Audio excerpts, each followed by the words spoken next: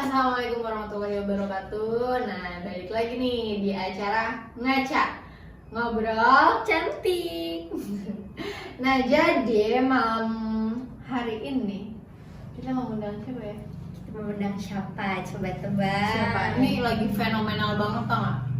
Biasanya dipanggil wakil janda. Nah, Kenapa tuh? kenapa dia kan? Makanya kita mau wawancarain nih kenapa bisa dipanggil wakil janda. Ada apakah gerangan? Langsung aja lah kita panggil wakil janda.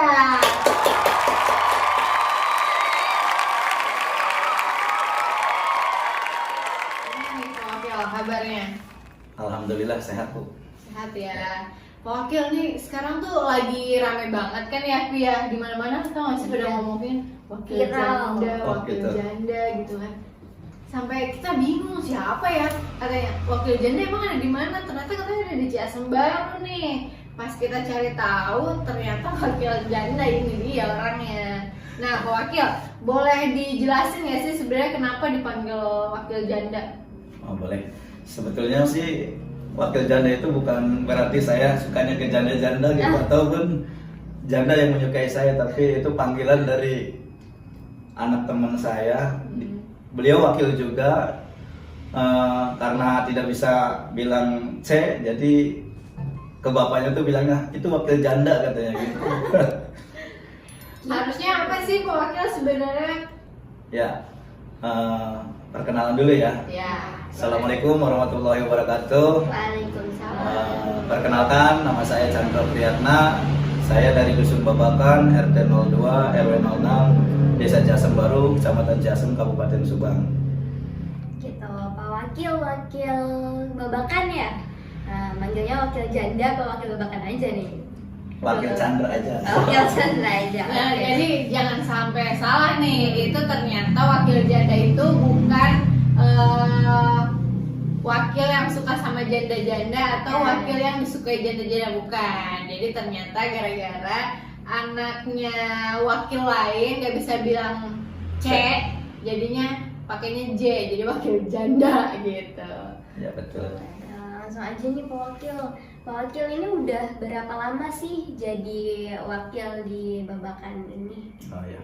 Alhamdulillah saya jadi wakil di Dusun Babakan ini kurang lebih 2 tahun dari tahun 2020, dan ya alhamdulillah juga menjadi wakil ini ada suka dan dukanya juga.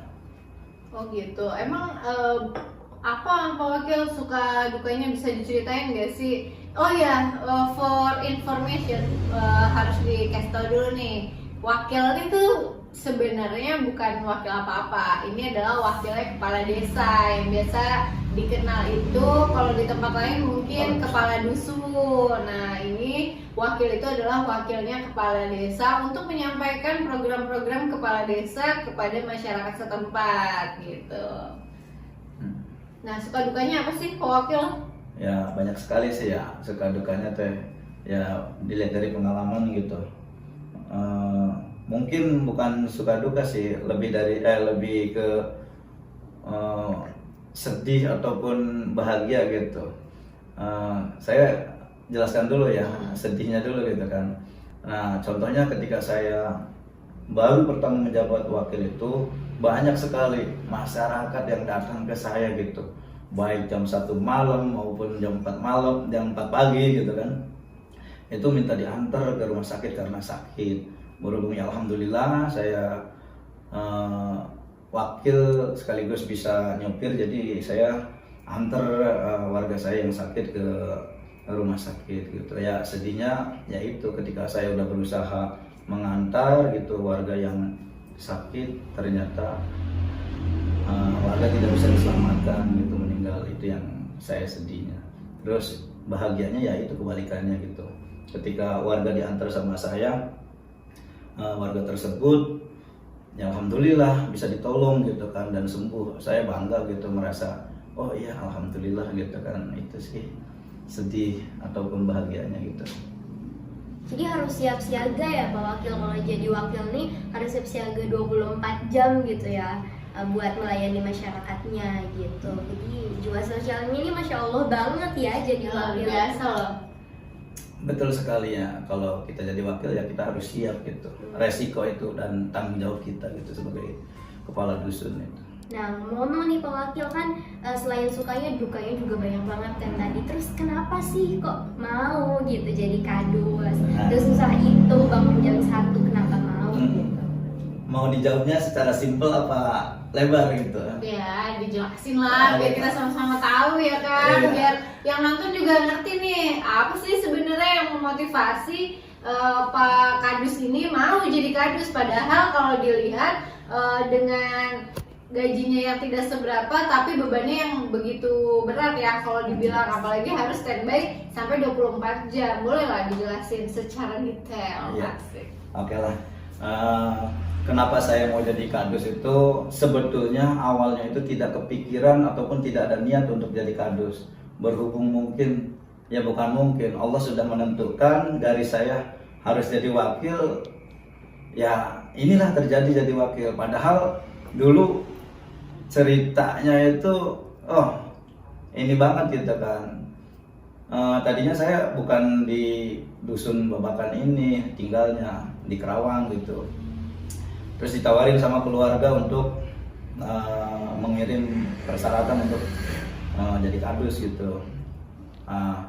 Terus saya tidak mau gitu. Tadinya berhubungnya mungkin ini sudah garisan dari Allah gitu kan. Jadi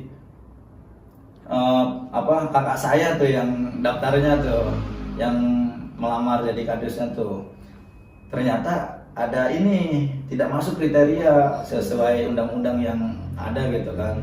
Nah, terus saya dipanggil lagi ya, dengan berpikir panjang ya udahlah kata saya, toh saya punya niatan untuk mengabdi ke masyarakat dan memberikan pelayanan maksimal itu. Mudah-mudahan dengan saya jadi kadus, apa yang dulu saya pengen, desa tuh pengen harusnya mah seperti ini gitu.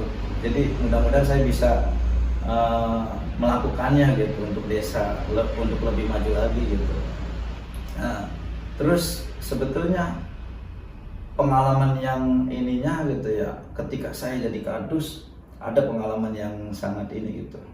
Boleh cerita. Iya, pas pertama saya menjabat kadus itu, saya malamnya itu nggak bisa tidur. Kenapa tuh? Kenapa? Karena saya kepikiran gitu. Ya ini kalau salah mohon dibetulkan gitu. Saya pernah dengar ataupun baca gitu hadis Nabi Muhammad bahwasanya kullukum ra'in wa kullukum mas'ulun an ra'iyatihi gitu. Setiap kalian menjadi seorang pemimpin dan setiap pemimpin itu akan dimintai pertanggungjawaban atas kepemimpinannya. Nah, dari situ saya berpikir, aduh jangan-jangan gitu saya. Jangankan saya memimpin ribuan warga gitu kan, mimpin rumah tangga aja yang baru beberapa gitu kan, itu mungkin ada ininya gitu, ada kesalahan gitu. Sekarang saya mimpin harus ribuan warga gitu. Apakah nanti pertanggungjawaban saya akan ditimpakan ke saya semua segitu banyaknya warga itu? Makanya saya di situ ngedon lagi gitu. Bahkan saya pengen mundurin diri. Tapi ya mungkin kembali lagi Allah sudah menentukan tidak ada yang bisa menahan gitu kan, ataupun menghentikan. Jadi saya ada motivasi dari luar gitu, udahlah yang penting mah kitanya baik, kitanya jujur nanti juga inilah katanya gitu, masalah pertanggungjawaban. Ya udahlah, dari situ saya timbul lagi semangatnya untuk meneruskan jadi kadus itu sih. Wah, gila ya, luar biasa banget loh. Ya, sudah ditunjuk, sudah diusung sama keluarga gitu, ternyata sampai gak bisa tidur ya, karena memang betul ada hadis yang mengatakan demikian. Tapi Pak Wakil, jangan berkecil hati, karena ada juga hadis yang mengatakan bahwa sebaik-baiknya manusia adalah yang bermanfaat bagi orang lain. Nah, dengan kepemimpinannya Pak Wakil itu bisa membantu banyak orang, dan itu mungkin banyak dirasakan sama masyarakat lain. Jadi jangan berkecil hati. Mungkin kita bisa menjadikan diri kita ini bukan seorang pemimpin ya, tapi mengajak dalam kebaikan. Nah, jadi semoga dengan kepemimpinannya Pak Wakil ini bisa jadi ladang pahala buat Pak Wakil gitu loh. Amin.